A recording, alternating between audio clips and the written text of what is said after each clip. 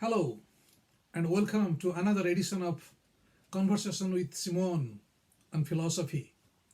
Today, instead of talking about a philosopher, we'll be discussing about a school of philosophy, apparently quite a popular one, known as Stoicism.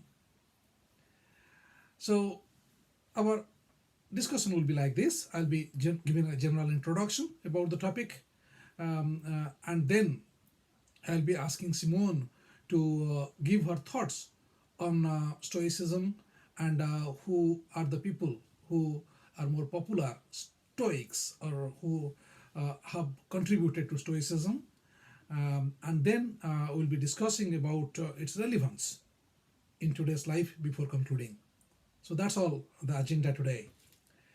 So Stoicism, probably it started 300 BC.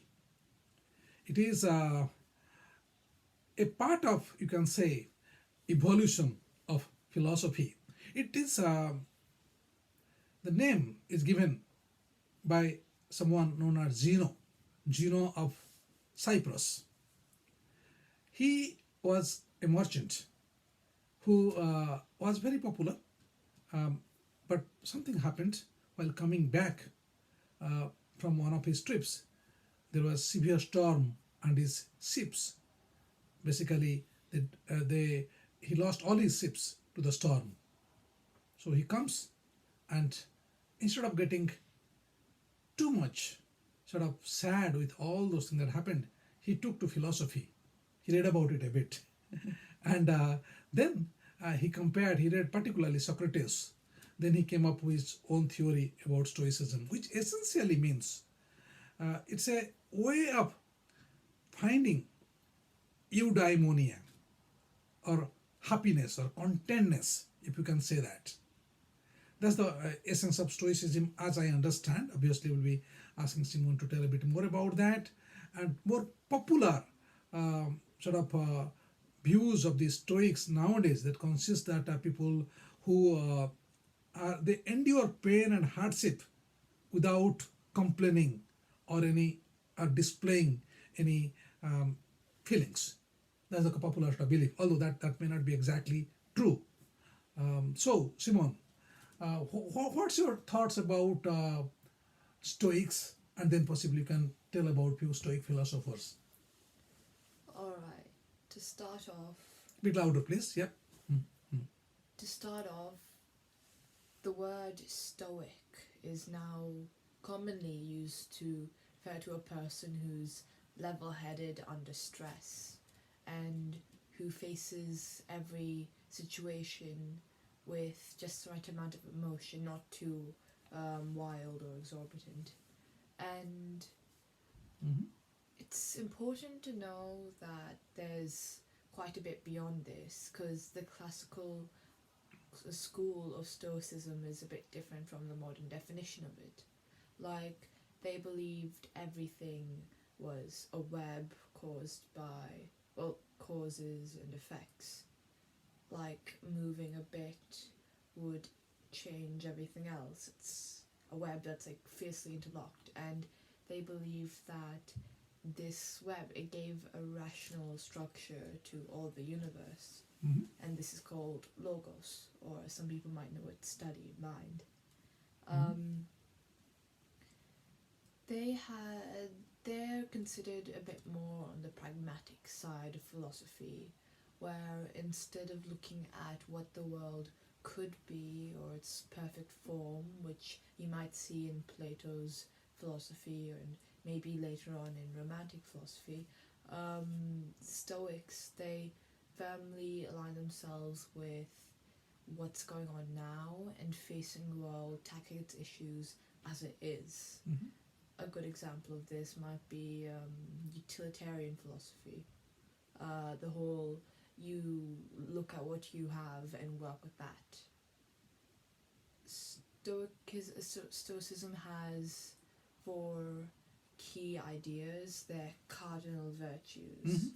Number 1 is practical wisdom, which is your ability to navigate through all these problems in life while keeping a very cool, level-headed composure. Because the Stoics, they saw anger as being a result of misinformation and letting yourself get believe or hope in too many things. So they believed in a very pragmatic approach to everything, where they would break everything into pieces and try to analyze from there. Mm-hmm. There's also temperance. The Mhm. whole idea of a Stoic being having lots of moderation and self-restraint. It's again the whole controlling of your emotions, because that might lead you to believing or rising your hopes too high when you're supposed to stay level-headed and calm to rationally assess everything. Again, logos. Mhm. Then you have justness, Mhm. treating others fairly, and even when they've committed wrong things. Like Nelson Mandela, he was definitely a Stoic. He read the works of Marcus Aurelius, the Mhm. leader before him, Yep. while he was in jail, and he saw the way that the general, he approached those issues and how he was constantly fair to everyone in his army, and that's kind of something that Nelson Mandela implemented when he became president.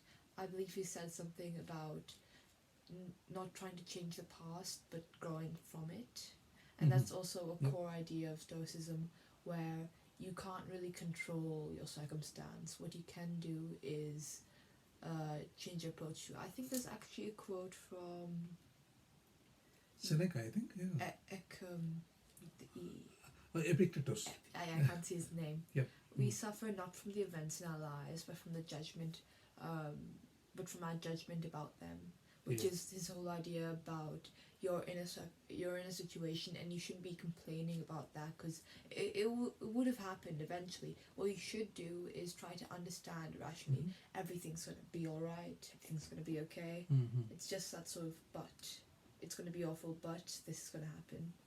Oh, and fourthly, the courage Mm. you have to face everything with.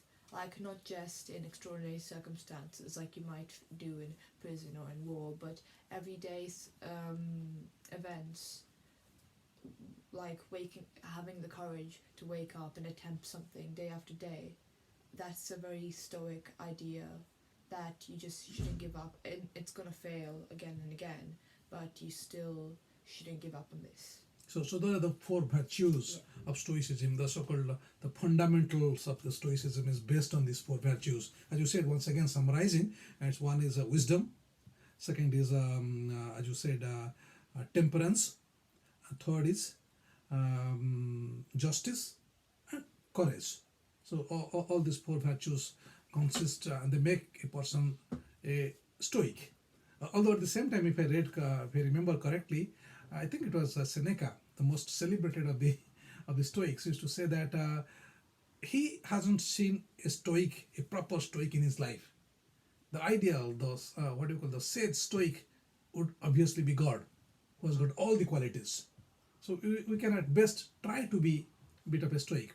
Talking about him, who are the major Stoic philosophers that you have read about, or that you know of?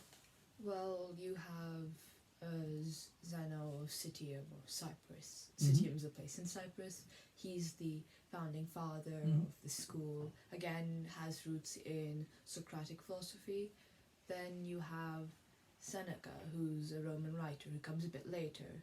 He's the person who taught Nero, but and eventually took his own life upon his orders, which is an ongoing theme with Stoics, because they do in fact believe that suicide is a feasible option, a way out. Because Yeah, think that's there's- one of the things that some people criticize Stoics for. But yeah, you're right. They feel that there is a life to be lived for a certain time, as long as you can. But then you don't have to live just for the sake of living. it's like for honor, and like if you can't have freedom, I Yeah. think he said something about if there's no way to seek freedom, just turn your wrists over, which is very morbid, but that's just kind of how he was. That's about Seneca. Yeah. I think there are two other Stoic philosophers of eminence. One is Epictetus, the so-called the slave Stoic, slave philosopher. He was a slave, but later on he took to philosophy and became very famous. What do you call philosophers in Stoicism? That's him, and most celebrated Stoic philosopher is possibly Marcus Aurelius, the Roman emperor. He probably had great influence on in his time, and he's famous for his famous meditations The meditation. that he talks about. So that's about Stoicism and multiple proponents of the philosophers. The way I understand it is that they believe um, the ultimate aim is to have pleasure, or the so-called eudaimonia, as I have discussed, and these four virtues are the ways to attain it. In one way, Seneca, he was quite disgruntled reading maybe Socrates. He thought previous philosophers, like the teachers, they gave knowledge and how to argue, but they didn't actually teach people how to live. Stoicism, in other words, called as the philosophy of the common man.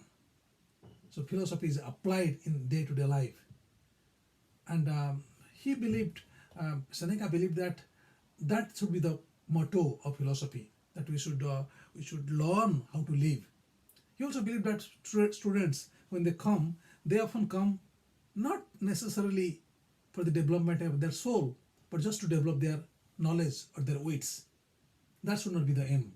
The aim is to live a life in which they are contented, or the so-called eudaimonia. So that's about Stoicism in brief. As you said, we only can give an introduction. It's not an exhaustive account on Stoicism. The importance of Stoicism. I mean, Stoicism became very popular, not immediately when it was propounded, but eventually. And lately, as you said, Nelson Mandela is an example of reading Stoicism and applying it on himself or herself, himself basically. And the same is true about another American philosophers. I think it is um, Bill Clinton. In his difficult times that he went through, he read apparently extensively Marcus Aurelius, and his life was transformed because of that. So those insights have been very invaluable in modifying somebody's life or making our life better. So that's the ultimate aim of Stoicism. It's not that we are Stoic means we're just indifferent to pain and pleasure. Well, that is the ultimate goal possibly. But in the day-to-day life, Stoicism gives you some ammunitions to confront the real difficulties in life. Basically, to change our the vision, the way we look at things. It's important to know also few relevance of Stoicism today. Two major schools, both are really important from psychology and psychiatry perspective, developed from Stoicism, directly from that. One is known as REBT, Rational Emotive Behavior Therapy, which is a precursor of so-called CBT, Cognitive Behavior Therapy. Okay, Albert Ellis is credited for that. So the method of Stoic philosophy tells that it is not what happens that distresses us or that gives us sorrow. It's our interpretation of things that gives us sorrow. So that's the essence of REBT, or for example CBT. And from that philosophy, this whole validated CBT has got lots of evidence for its effectiveness. So that has evolved from that. And logotherapy, as you are telling something about logos. So tell a little bit about it. What is logotherapy and what is logos? Logotherapy, it's eventually becomes an influence for the whole self-help movement, and it's the idea that not everything's in our control, but what we can do to approach it is, and so it's approaching your situation rationally. Yeah, I think yeah. In essence, it means that it is the belief is that people are driven by the values, or what they call that, what they're driven by the purpose in the life, basically. All right. So why they are suffering, if they know why, then they can live somehow. In fact, that's the quote of one of the famous logotherapist, in fact the person who created it, Viktor Frankl. He is famous for his book, what's the name of his book? Man's Search for Meaning. Oh, yeah. His famous sort of classic. He is the person who is survivor of the concentration camp. So the method is that the principle is that a person has to have a purpose. If you know the purpose, then he or she can live a meaningful life in a bit in a sublime way. So that's basically logotherapy in very nutshell. So essentially, what we're talking about, that Stoicism as a philosophy has influenced many people since its time of inception. Lately, there is a resurgence of Stoic philosophy Especially with and like Stoic thoughts. Yeah. everything that's been going around, lots of pain and suffering right now. Yeah, So exactly. I mean, so that's what possibly we can think about it. The principle is that we are responsible. There are two ways how to be a good Stoic. There is, I think, a book by Seneca. He talked about two. There are few things that are under our control, as you were telling in the beginning, isn't it? And there are few things not under our control. So things which are not under our control, could you name few? What are not under our control? well, there's all your extra circumstances, like your job. You can't really control Yeah. how your managers see you or how the people around you see you. You can't really control the stock market, so you don't know whether the price of money is suddenly going to go down. You can't control the weather, for example. Yes. Other people's belief is another thing. What other people believe of you or they think of you is not under our control. But what is under our control is our reaction to those events. The way we are supposed to, or we react to them. For example, someone tells you, oh, well, Simone, you are lazy, or something like that. That we should not take it into heart. It's only you have to accept that, okay, the person said something. At the end of the day, it is our interpretation. What we are giving, that will be giving us pleasure or pain. Okay, so that's the essence of it. In fact, there are some Stoic exercises they call how people can do it. A lot of Seneca has talked extensively about it. One very popular exercise which I really liked. It's called voluntary. In fact, I mentioned it here. Voluntary discomfort. You try to take discomfort and feel it. So by that, you'll know that by conquering the discomfort, you'll become stronger. It's like trying to imagine the worst case scenario every time and accepting that if it happens. Yeah. I'm just coming to that in the second bit, worst case scenario. But voluntary discomfort means, for example, in a cold sort of weather, sometimes you decide to take a cold bath. It is painful, but they said you will be finding that you'll be able to. This discomfort gives you some control over your experiences. You'll be able to tell in a way that, okay, this discomfort is not lasting forever. You are able to accept it, and eventually you will be dominating it. That's something. And you told about what you're saying about. You mentioned something on Accepting the worst case scenario. worst case scenario. Yeah, that's really very important, very fundamental, both from psychiatric point of view as well as from the general perspective. Very often, what happens? We are given this hope that something is going to happen. He failed the exam. The person feels bad, and he or she thinks that, well, I'm not going to be successful anymore, isn't it? Other people come and tell, oh, don't worry, there is hope, we can do things later on. Stoic philosophers believe, no, hope is the opium of feelings. Don't hope. Tell them, think about the worst case scenario. Yes, you have failed. You may not be able to get a job. You may be poor. You may be less fortunate compared to other people. Maybe your sister, maybe your your other colleagues elsewhere. But at the same time, thinking rationally, thinking in a positive way, you would be you would be they're not necessarily positive way. It's not positive thinking. Thinking in a proper way, you'll be knowing that there are many things that you can do even without failure. Failure is not the end. It's analyzing and Yeah. not letting your emotions completely tell you that it's going to be awful and Yeah. I won't be able to do anything about that. It's Stoicism, while it does encourage the looking into every scenario, it Yeah. believes in approaching this logically. Again, the first principle of wisdom. By approaching it logically and being calm-headed about it, you can see even the positive sides of really awful scenarios. All right. So thank you. I think we are around 20 minutes plus. So thank you once again for watching us. As usual, your comments, your criticisms are very much welcome, and we'll be able to modify our talk based on that. So if you have any questions, please feel to ask those questions in the social media that we are posting our videos.